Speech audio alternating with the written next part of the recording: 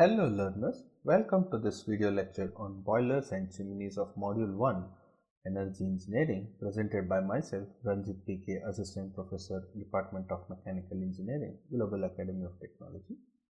In this video, we are going to understand about generation of steam using boilers, chimneys, various types, calculations of numericals involving the height of the chimney. Then we are going to understand on cooling towers and ponds. Then accessories for steam generators such as superheaters, de-superheaters, then economizer, air preheater and a reheater. Let's begin learning.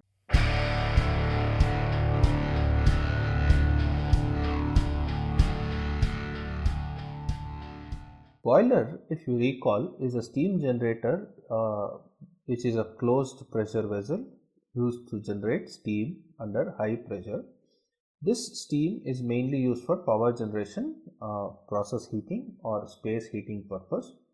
One of the classification of the boiler is a water tube boiler and a fire tube boiler. In case of a water tube boiler, the water passes through the tubes and flue gas passes through the external surface of the tubes. This flue gas is produced by the combustion of the fuel. In the fire tube boiler, the flue gases are passed through the tubes and the tubes are surrounded by the water. So it is the opposite of each other, and the water boilers are generally preferred for high pressure and high outputs, basically to increase the efficiency of the plant and reduce the cost of electricity production. These high pressure boilers have typical operating values of pressures ranging from 330 bar to 300 bar. The steam flow rate varies between 30 to 650 tons per hour. Then maximum temperature is around 600 degrees Celsius, and the furnace height varies from 32 to 62 meters. And the boilers typically operate at pressure of roughly around 200 to 220 bar. And the boilers that are operating above the 221 bar are called the supercritical boilers. From the syllabus, we have three different boilers. We look at them one by one. Benson boiler is a water tube boiler having forced circulation. The major part of the water is evaporated into steam in the radiant evaporator, which you can see here, and the remaining water is evaporated in the convective evaporator. The saturated steam at 225 bar is further passed through the superheater. You can see the superheater here, and the water circulates through the economizer back through the economizer, evaporated tubes, superheater and back into the feed water circuit. So the steam that is generated is used for a required application and then pumped back, condensed and then pumped back through the feed pump, through the economizer and back to the radiant evaporator. The size of this boiler is limited to about 30 to 40 tons per hour of steam production. So what happens here is the water passes through the radiant evaporator, it gets heated, then it further passes through the convective evaporator where it further heated, and superheater where the dry saturated steam is converted into the superheated steam, and this superheated steam is passed to the prime mover.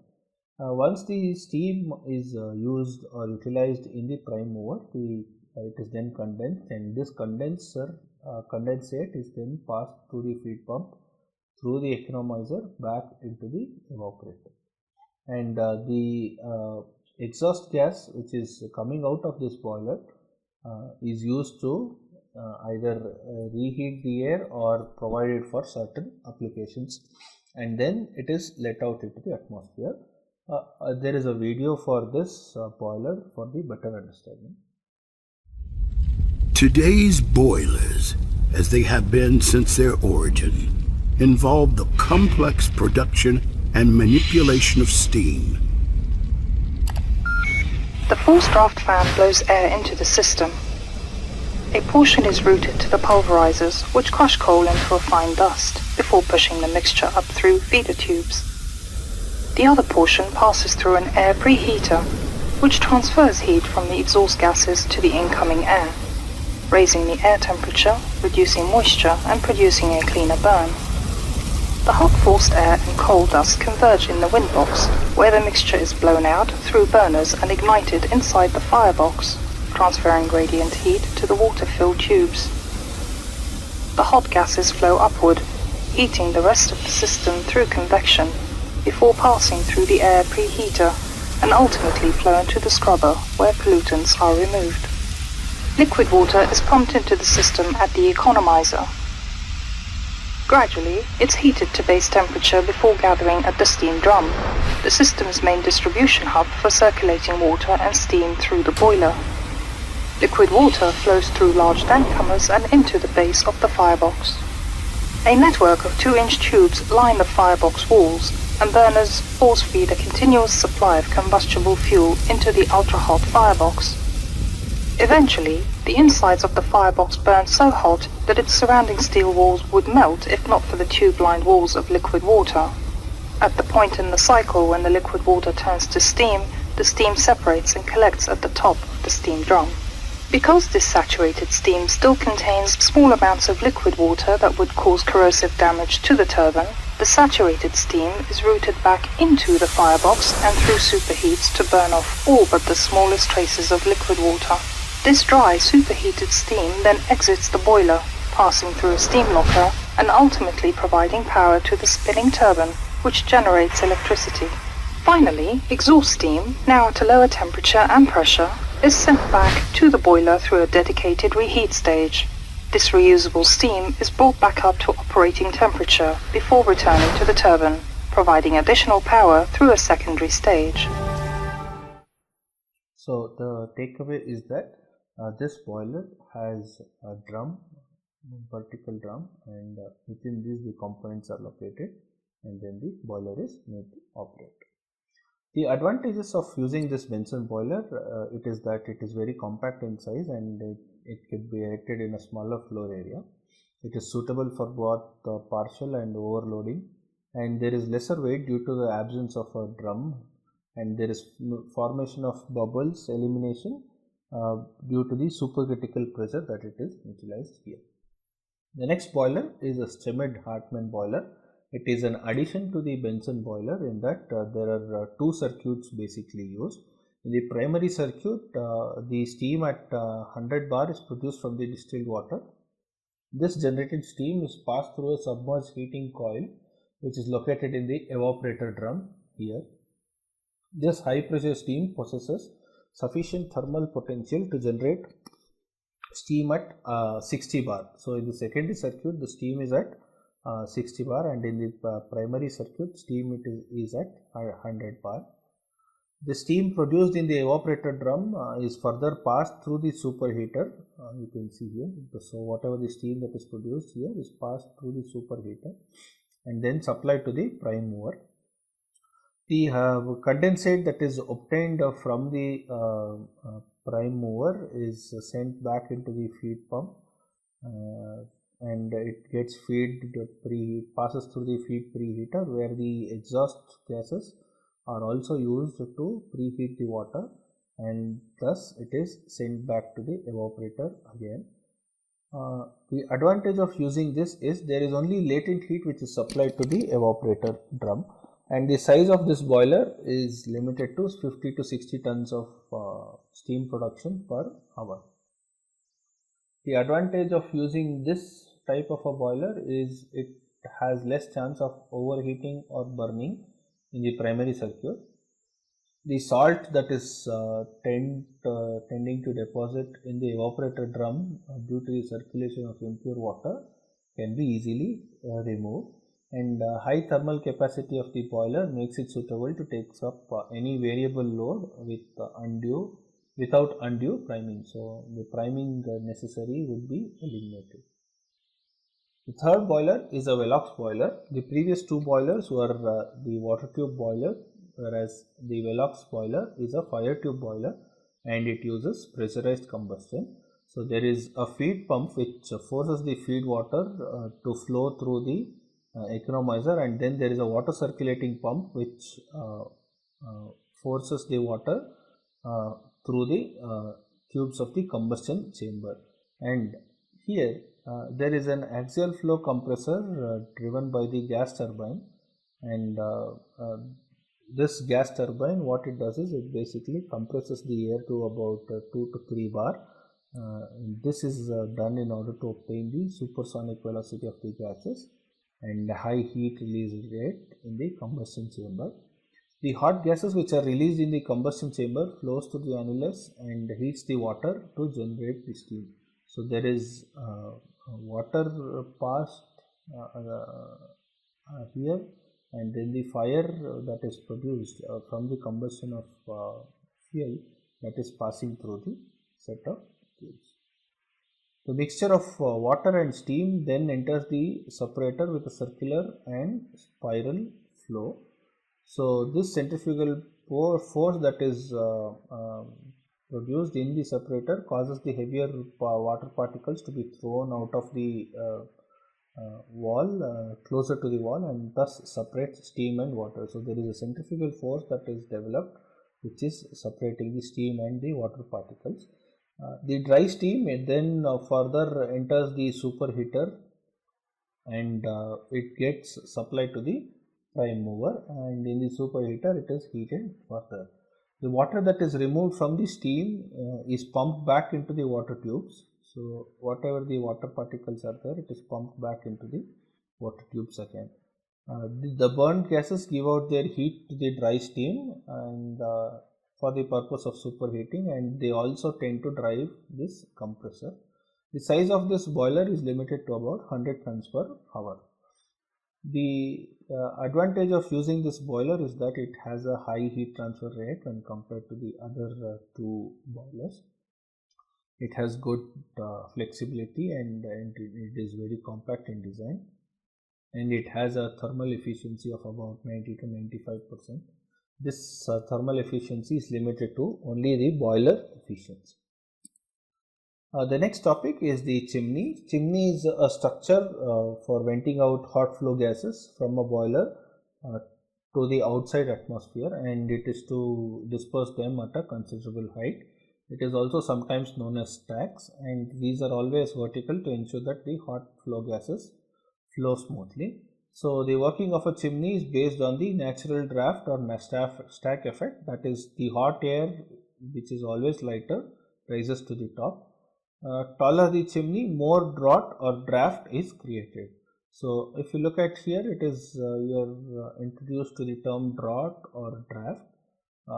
In the next slide we have this meaning of draft, but before we move into the next slide, I would like to point out that usually we get confused that in the images that are shown here, we confuse that this also is a chimney. No, this is a cooling tower, whereas this is a chimney. The reds, usually the chimney are colored in red and white, because there is fumes emitting from this cooling tower also. Sometimes it is interchangeably used as these are all the chimneys, but in actual practice it is not so.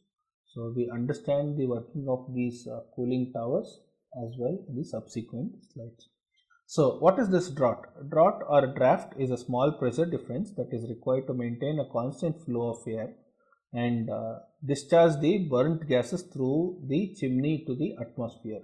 Okay, so this draught or draft could be either artificial or natural. If it is artificial, it is steam jet and mechanical, and in steam jet it is induced and forced, whereas in mechanical it is induced, balanced and forced. So in practice we make use of mechanical artificial draught, which is mechanical in nature. So this natural draught or natural draft, this is produced basically by the density difference between the atmospheric air and the hot gas. This air flows due to the difference in density, and this density difference creates a pressure differential that moves the hot flow gases into the cooler surroundings. However, the pressure is subsequently very low, and hence this natural draft is not suitable for usage in a power plant. So which makes that we use an artificial draught. Artificial draught uses an additional means to make the airflow. It is usually fans. In a forced draught or a forced draft system, it uses a blower or a fan near the base of the boiler to force the air to pass through. So it pushes the air, which is done by a blower or a fan at the base of the boiler, and it pushes the air through the boiler and through the various other parts, and then pushes the air to the atmosphere through the chimney as well. As the air pressure throughout the system is above atmospheric, this system is known as a positive draft system. In case of an induced draft, this fan is located near the chimney, so it basically sucks the air, whereas in a forced draft it pushes the air. In case of the induced draft, it sucks the air, and there is partial vacuum created in the furnace, and this leads to the pressure being below the atmospheric level. In case of a balanced draft, there is use of both an forced draught system and an induced draught system. This forced draught system pushes the air, whereas the induced draft system sucks the air. The pressure varies below and above atmospheric pressure in the system. So more often the balanced draft system is usually employed. The next step is to look at the numericals involving the chimney height and the diameter calculation. These expressions are generally used. So take a moment, pause, and then make a note of it. These expressions are used where the H1 is the head in terms of the gas column.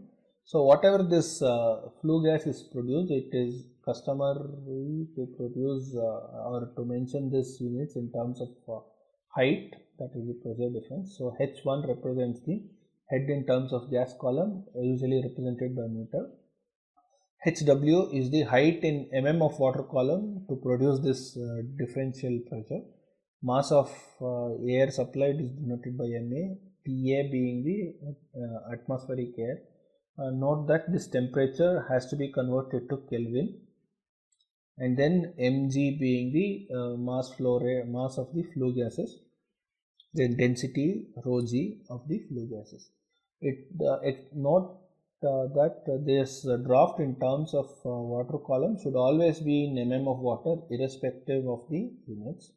So based on this expressions, we look at some of the typical numerical that are usually utilized. In the first numerical, we are needed to determine the mass of the flue gas flowing through a chimney of diameter 1.75 meter, and it is producing a draft of 1.8 centimeter of water. The temperature of flue gas is 325 degrees Celsius, and the flue gas form per kg of fuel burnt is 23 kg. Neglecting the losses, the ambient temperature is 25 degrees Celsius. We need to determine the mass of the flue gas. So the diameter of the chimney is given, and which is producing a draught in terms of the water column. This is given in centimeters, so we are converting it into meter. So if you try and make an attempt to solve this, the given data being diameter 1.75 meter, height of the water column 1.8 centimeter converted into mm, temperature of the flue gas 325 degrees Celsius converted to Kelvin, the mass of the flue gas that is burnt is given, that is 23 kg, so Ma plus 1, that is the 23 kg, and ambient temperature 25 degrees Celsius converted to Kelvin 298 Kelvin. So we first look at evaluating the height of the chimney, that is the capital H. So note that this HW is substituted in mm of water, then temperature in Kelvin. Substituting these values, we obtain height of the chimney that is required, that is 31.72 meters. Further, we express this height in terms of gas column that is produced as H1. Substituting its values, we obtain the H1 as 34.83 meter of gas column. Then we determine the velocity of these flue gases that is flowing, given as C is equal to root of 2g H1. So C yielding to 26.14 meters per second. Then we determine the density of the flue gases given by this expression, which is turning out to be 0.618 kg per meter cube. Finally, we determine the mass of the flue gases given by mg is equal to rho g AC, where A is the cross-sectional area. We take it to be a circular cross-section. So A is equal to pi d square by 4. Diameter is provided. So we end up calculating the mass of flue gases, that is 39.6 kg per second. So in the next numerical, there is a draught of 15 mm of water produced using a chimney of height 30 meters. The ambient air and flue gases are at 27 degrees and 300 degrees Celsius respectively. The coal that is burnt on the grate has 85% carbon, 85% carbon and 5% moisture and remaining ash. Neglecting the losses and assuming the value of products is burnt is same as the volume of air supplied, and also assuming complete combustion, find the percentage excess air.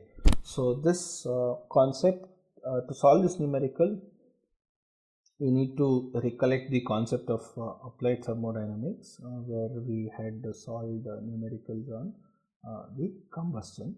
So HW 15 mm of water, H the height of the chimney given as 30 meters, ambient air temperature, then flue gas temperature, then the percentage of carbon in the fuel. So as usual, we end up calculating H. Here we end up calculating the mass of the air that is supplied, having known the chimney height and the height of water column that is produced. So substituting all the values, we get MA, that is 10.16 kg per kg of fuel that is supplied. So air required is 10.16 kg for every kg of fuel substituted. Also, they have given that for complete combustion of coal, the expression is C plus O2 by yielding CO2. So that is in terms of mass, 12 kgs of CO2, 12 kg of carbon participating with 32 kgs of oxygen to yield 44 kgs of CO2. So we take it on per kg basis. So that is 1 kg of carbon using 32 by 12 kgs of oxygen and 32 by 12 kgs yielding as 11.6 kgs of air. Note that this 23 is the amount or the percentage of oxygen that is present in the air on mass basis. So using this we convert the value. Then but it is given that the fuel contains only 85% carbon. So air required for this fuel for combustion is 11.6 into 0.85. So this equation was done on the assumption that the fuel contains 100% carbon, whereas it is given that the fuel is containing only 85% carbon. So 11.6 into 0.85, this is taken as mass basis again, so 85% converted into mass. So 11.6 into 0.85 giving 9.86 kg per kg of fuel. So now this is the theoretical stoichiometric air mass of air that is supplied, whereas this is the needed. So the difference expressed in percentage gives rise to the percentage excess air that is required for the combustion to be produced. So which means that there is 3% of excess air that is supplied for this theoretical air fuel ratio for the combustion to occur. So the theoretical value is 9.86 kgs of air that is required for per kg of fuel, whereas the actual value that needs to be supplied is 10.16 kg of air per kg of fuel. The next numerical, determine the height and diameter of the chimney used to create a draft, which coal used is 1500 kgs per hour and producing a flue gas of 16 kg of air per kg of coal. Also the losses are given here. There is a pressure loss in the fuel bed, that is 5 mm of water. all these pressures are expressed in terms of mm of water column. The pressure loss in the boiler flue gas, the pressure loss in the vents, then the chimney pressure loss. And the pressure equivalent of the flue gas passing through the chimney is 1.5 mm of water. Okay, and this is pressure equivalent that is passing through the chimney without these losses.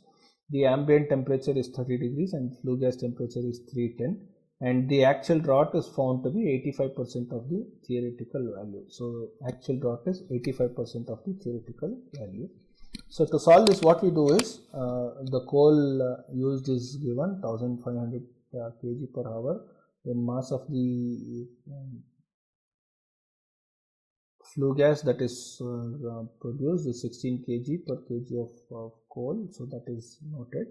Then ambient temperature 30 degrees Celsius converted to Kelvin. Then the flue gas temperature 310 degrees Celsius converted to Kelvin.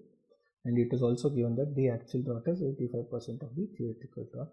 So the various pressures that are given here 5, 5, 3, 3 are added. So we end up getting the total pressure loss, that is 17.5 mm of water. This actual draught is 85% of the theoretical draught. So we divide this, so we get the actual draught HW, that is 20.6 mm of water. So we end up taking the value of HW as 20.6 mm of water. This is all considering the losses. In the previous two numericals, there were no losses that were considered. So we end up calculating the height, that is 39.7 meters. So the chimney height is 39.7 meters. Next is density of flue gases, that is 0.646 kg per meter cube. Then to find the head of the flue gas in terms of gas column, we may equate the head, that is H1 into rho g. The height of the gas column into the density is equivalent to the density in terms of the height in terms of the water column. So the height of the flue gas is 2.012 meters of gas column. Further, the velocity of the flue gases C is equal to under root 2 GH1. We end up calculating C as 6.28 meters per second. The flue gas that is formed 1500 kg converted into hours. So multiplied by amount of the flue gas that is produced. So it is 6.67 kg per second. So mg rho g, this is taken, then finally the diameter is calculated as 2.09 meters. So this is the diameter of the chimney. The next system is a cooling system. This cooling water is one of the most important system of the power plant. It is very huge. It is as large as 5 to 8 kg per kilowatt hour. The purpose of this cooling system is to cool the water used in the condenser of the steam power plant, such that the same water can be reused to absorb the heat at the condenser. So the water is basically reused again and again, and to enable the water to be reused, this cooling system is usually employed. So the cooling system is classified as closed, open or mixed, with closed being subclassified as water cooled and air cooled, and water cooling having both cooling ponds and towers, and air cooling being dry type and indirect type. In cooling ponds, there is spray ponds or cooling towers that are used in power plant which are not located at the bank of the water source. Usually it is customary to locate the power plants near the water source. Wherever such kind of power plant is not used, there we use this type of cooling ponds. It is one of the simplest type of the cooling system. It relies upon the wind that blows across the pond and cools the fine sprays of water by evaporation. So basically it is there is a spraying nozzle which sprays the water downwards, and this is open, so the air that is passing through or the wind that is blowing across cools this water and then collected at the bottom, then discharged to the further process. That is what the rate of cooling may be increased by increasing the area of the pond. In case of a cooling tower, it is a semi-enclosed device for evaporative cooling by contact with air inside, which is packed with a baffle device. So shown here. These baffling devices are used to convert the water into small droplets. So there is hot water that is to be cooled is made to trickle from the top drop by drop to the pond at the bottom, and the air passes through these openings or levers from the side and makes contact with the descending water droplet. So during this process, heat is taken away and thus it becomes cooled. The heated air leaves the tower at the top, hence we sometimes see the fumes coming out. So that much amount of hot air is let out into the atmosphere, and the cold water collects or drops into the pond below, from where it is supplied to the condenser system. These cooling towers are further classified into natural draft spray filled, natural draft pack type, and hyperbolic cooling tower. The hyperbolic cooling tower is the most widely used. It is basically a steel reinforced concrete structure with empty space, and the bottom part contains the packing over which the water flows. The shape of this stack is circular and hyperbolic in profile, hence the name hyperbolic tower. So the economizer, we now move on to the subsystems that are used, or the accessories that are used in the boilers. The first one is the economizer. The economizer is a feed water heater which is deriving the heat from the flue gases discharged from the boiler. So this is used to feed the water temperature to its saturation temperature, and this hot flue gases passes over the tubes and transfer the heat to the feed water. So whatever the heat coming out from the boiler is not let out directly into the atmosphere. The heat is extracted and is utilized for reheating the feed water. This ensures that it improves the thermal efficiency of the plant. It is generally seen that for every 6-degree rise in the temperature of feed water, 1% of the fuel cost can be used. So this amounts to a lot of savings in terms of the fuel. And these economizers are generally placed between the superheater and the air preheater. The diameter of the tubes that is employed for exchange of heat has a varying value from 45 mm to 70 mm with a pitch of about 50 mm. The next is the air preheater. It is basically a heat recovery system which is used to increase the temperature of the air before it enters the furnace. The economizer heats the feed water. The air preheater heats the air that is entering the furnace. This is generally placed after the economizer.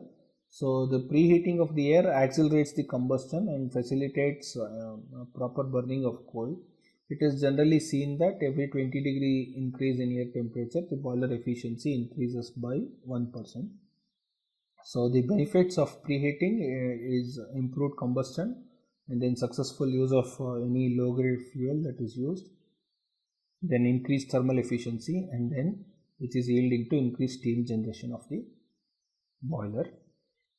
The air preheaters are further classified into recuperative and regenerative type. In recuperative type, heat is directly transferred from the hot gases to the air across heat exchanger, and the recuperative air heaters are classified into plate type and tubular type. In the tubes type, it consists of series of tubes through which the combustion gases pass, and the air passing around the outside of the tubes. So the flue gases come in, they pass through these set of tubes. These baffle plates ensure that they deflect the direction of air, they thus increase the heat transfer between the air and the flue gas. So the air that is supplied from the bottom absorbs the heat as it and it rises to the top. So the heated air is taken out at the top. In case of a plate type heat exchanger, it consists of flat rectangular plates that are spaced at equal intervals. So through one spacing there is air that is passed, and through the other set there is hot flue gas passed. So flue gas passes this side and the air passes this way. So there is exchange of heat inside, and this air is taken out further to the combustion chamber. And the next type, that is the regenerative store air preheater. There is a heater which absorbs the waste heat from the flue gas as it leaves the economizer, and then transfers this energy to a rotating steel heat transfer plate. So there is a plate which keeps on rotating. In the first cycle, the flue gas is supplied here from top to the bottom. So what happens is, in this movement, the flue gas, the heat transfer, the rotating steel plates absorb the heat and store it, and then the air which is next passed absorbs the heat as it goes through this steel plates, rotating steel plates. Hence the name regenerative or storage type. So for a fraction of a second, this heat is stored and then given out. So this is usually employed using a heat plate, which is shown here. It is very thin, that you could see. There are many layers stacked upon one on each other. Superheater. The function of a superheater is to remove the last traces of any moisture that is present in the saturated steam and increase the temperature sufficiently above the saturation temperature. So the heat from the hot gases to the vapor is transferred at very high temperatures. The heat of the combustion gases from the furnace is also utilized for removal of moisture of steam and is basically used to superheat the steam. The superheaters generally have several tube circuits which are parallel in each other with one or more turbines. So the steam passes through these tubes, and the air that is provided here ensures that it is heated further. A reheater, it is used to increase the temperature of the steam. The steam is tapped and then reheated to increase the temperature of the steam, and then it is supplied to the prime mover or the turbine. Sometimes the superheater is used in places where there is a need to reduce the superheated temperature. So it is basically a means of controlling the final superheated steam temperature. It is usually done by providing water or mixing water with this superheated steam. So it converts into dry saturated steam or wet steam. This is then passed, this desuperheated steam is then passed to the boiler again. So this is done only for a few times or a very lesser amount of time, which acts as a controlling mechanism. With this we complete this video as well. So if you like this video or if you like the contents, please do not forget to like, share and subscribe. Thank you.